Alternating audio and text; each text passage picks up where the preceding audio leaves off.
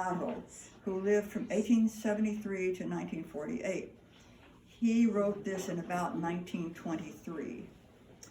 It's written as a pasodoble, and a pasodoble basically means double step. It was written, pasodobles were all written as marches, military marches, to get the soldiers to move at 120 steps per minute. That was the whole point of a pasodoble. Now, over time, it changed and to where it became a very special traditional Spanish dance because people loved the music. They started dancing to it, kind of doing their own thing, if you will. And it also became very much the music of the bullfights, the corrida. And this particular piece that he has written is very often played at bullfights. And you will hear in the piece the first part, then you will hear a part where there's a great crescendo and a kind of a big bang almost. The fight is divided into several parts. The matador uses a large cape in the first part of the fight. There's a point at which the band strikes a thing after the preliminaries are done, and when they strike this beat, and you'll hear them do this in the middle, that's the changeover to the last part of the bullfight. It's the point at which the matador approaches whoever is the dignitary of the day in the grandstands and will take off his montera, raise it up, and will ask permission to complete the fight. And of course, it's granted. At that point, he will either dedicate the bull to the entire audience, the entire crowd at the bullfight, or he will dedicate it to a particular individual. It might be a celebrity, it might be a political figure, it might be just someone that he takes a fancy to. Right? Right. I'll tell you a little, well, I'll tell you this one. Sandy went to a bullfight in Mexico when she was about 18 or so years old, and so the people watching the bullfight decide if the matador has been brave and worthy of getting something special, and they will award them either 1 ear of the bull, 2 ears, or 2 ears and a tail. And so the matador dedicated the bull to Candy, and after the fight gave her one of the ears from the bull. Did you take it? This was a great honor. This was a great honor. You have to understand. This was really a big deal. So she comes back from the bullfight with this ear and stuff, and wraps it up and puts it in our freezer. My father was not amused. My father was like really not amused. But anyway, What is this? it was in there for months, but anyway. Well, I had this idea that I was going to take it and have it stuffed at a taxidermy, which probably wasn't the best idea I ever had in my life. Anyway, so that's that part of the bullfight.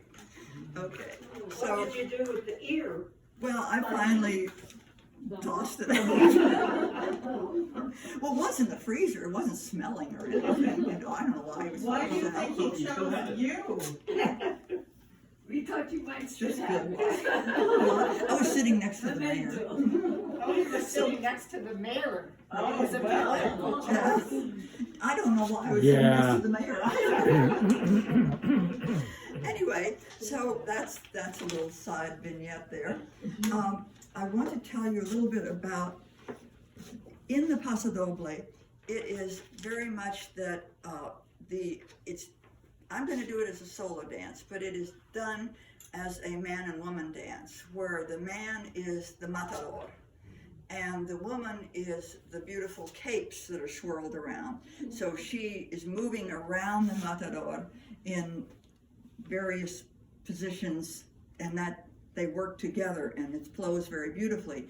but it can be done as a solo. It's not nearly as effective in my opinion, but nonetheless, I wanted to tell you a couple of things. I'm going to use in this dance castanets. These castanets are from Spain. I've owned them for a gazillion years, and the castanets are carved out of a single piece of wood. There is a male and a female castanet, and the sounds are completely different. So I will show you. This one here is the male. It goes on the left hand. You put it on like this, put it on like that, and it has this sound. Okay. This one is the female castanet, and it goes on this hand, and you listen to that. Listen to the male, listen to the female. Hear the difference?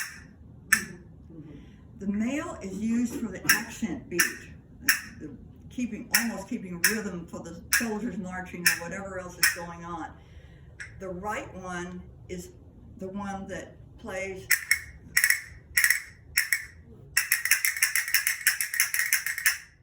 so you have the beat and you have the roll.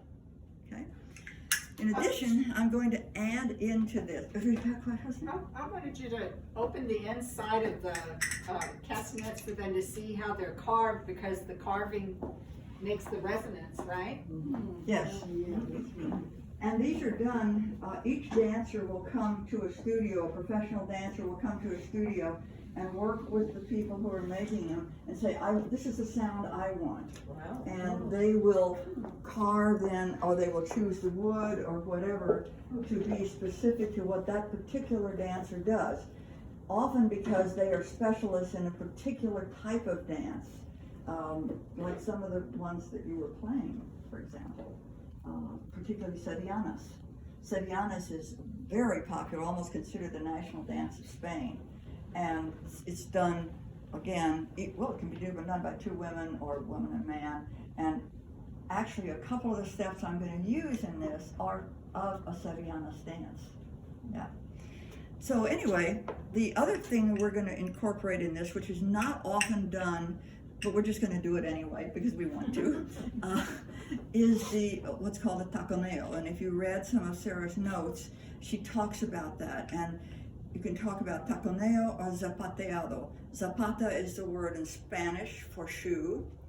Tacon is the word in Spanish for the heel.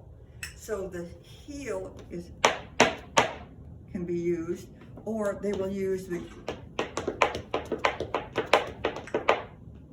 okay?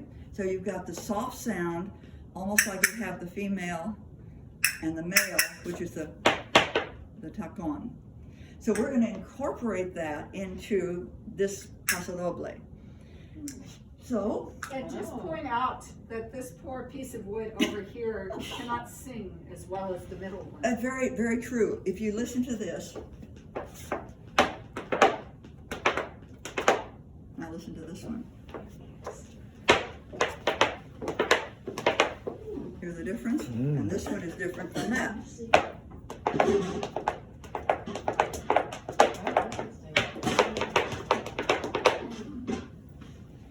Big difference. Okay, so let's proceed here, see what we can do.